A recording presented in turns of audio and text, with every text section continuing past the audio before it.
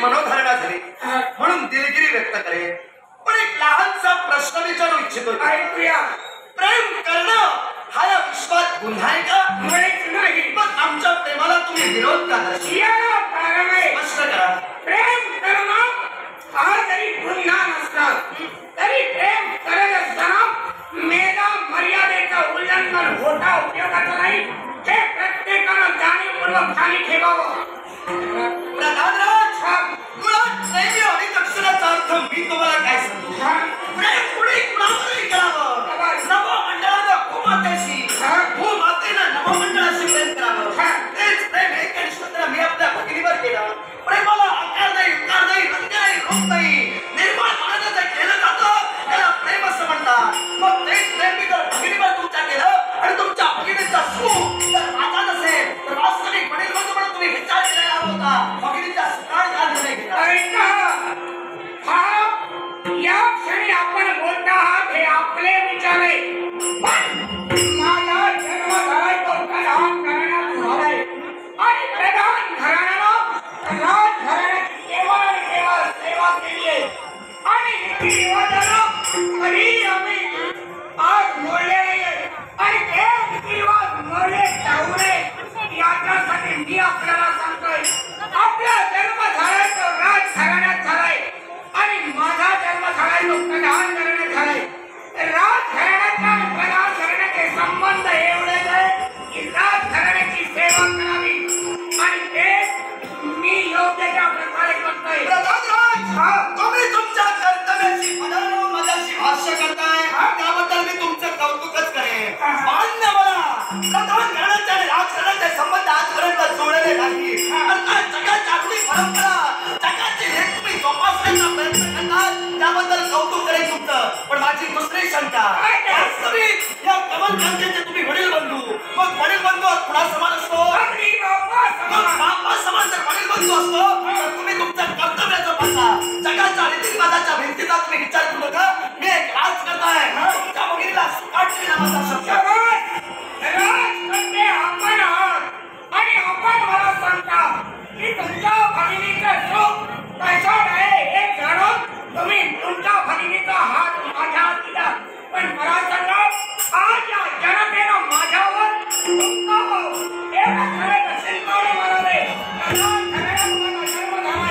मी रीतिरिवाज कधी उपाय देणार नाहीये आणि एवढंच नव्हे मला तरी आपल्याला एवढं सांगायचंय आपल्यावर संस्कार काय झाले याच्याशी देणं मला लागत नाही. पण मी आपल्याला सांगतोय हे संस्कार माझ्यावर झाले हे संस्कार कधी कृपा करा माझ्या संस्कारापर्यंत आपण पोहोचू नका. मी राज करताय अर्थात माझ्यामध्ये संस्कार झाले ते संस्कार संपन्नतेचं जीवन जगतच माझ्या जीवनात आजपर्यंत समर्थ पद्धतीने राज्य शिकत राहिलं. तुम्ही प्रधान आहात. 12 वर्षाचा कधी ते कालावधी गृहाश्रमी निघाल गेला. खऱ्या अर्थानं विद्याभ्यास ग्रहण करून आयुष्यमध्ये नगराचं राज्य संघट मी समर्थ पद्धतीने चालवतोय.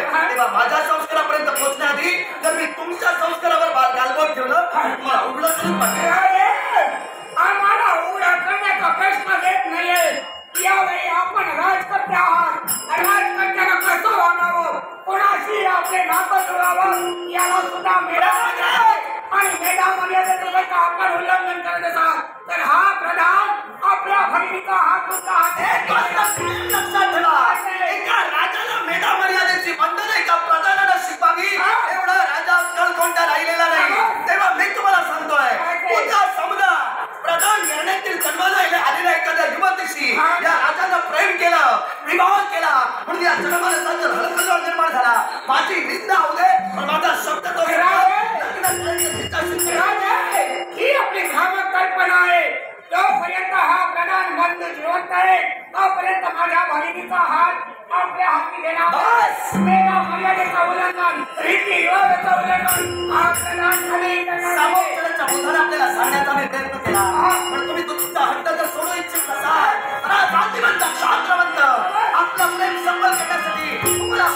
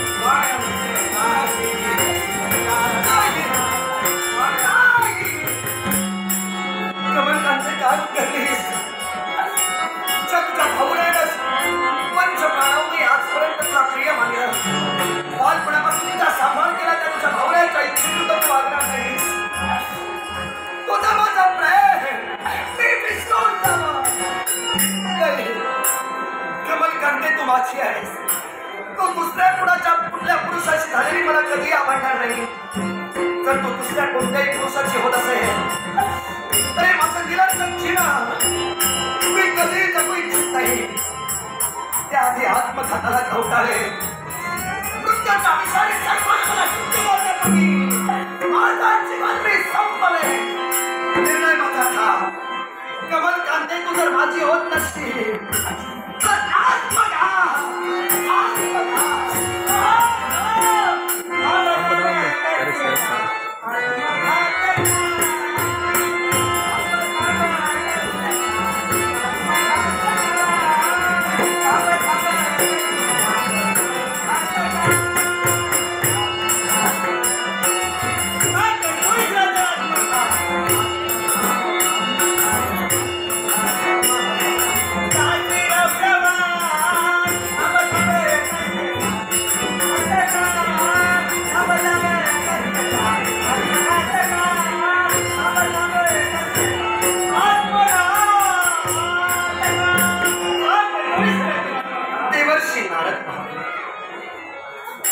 आयुष्य मोजावया पैसला मापारी होय तू कार्य व्यवहारी संसाराच्या. आत्मघात म्हणजे महत् पाप होय. या पापाला मी काकव करतोय माहितीये का देवर्षी. दगडाच्या मूर्तीला सोन्या चांदीचे नेत्र लावले म्हणून त्या मूर्तीतून कधी अश्रुधारा उघडत नाही. खरे अश्रू येतात ते काळी नसणाऱ्या माणसाच्या नयनातून. आत्मघातासारख्या या महत् पापाला मला कवटाळू द्या. या गौरवाच्या मार्गाला मला जाऊ द्या. माझ्या जगण्याला तर काय अडवणार. भूत भविष्य वर्तमान तुम्ही जाणता पण माझी अगतिकता माझ्याच मुखातून तुम्हाला ऐकायची असेल तर ऐका. सुखी स्वप्नांचे उंच मनोरे आज कोलमडले गेले. माझ्या प्रेमाची आज होळी झाली. पण देवाशी मी कुणासाठी जगू. मी कुणासाठी जगू.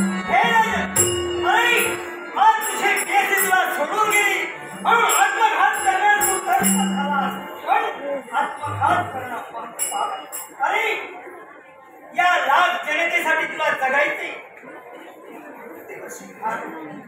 मी मी लाखांचा पोशिंदा इच्छितच आहे. आत्मघातासारख्या महान पापापासून जर तुम्हाला मला परावृत्त करायचं असेल तर देवाची सज्जन तारक जगावून धारक हे तुमचा प्रेम. मला सांगा मी सज्जन आहे की दुर्जन आहे? हे राजन, आधी नाम जनता सांगते राजा श्रीचंद और सज्जन आहे. देवाची आहे.